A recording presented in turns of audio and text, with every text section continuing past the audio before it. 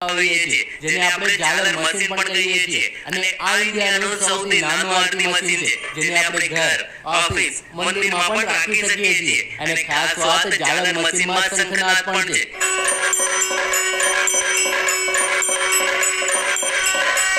અને સાથે મધુર મોરનો નાદ પણ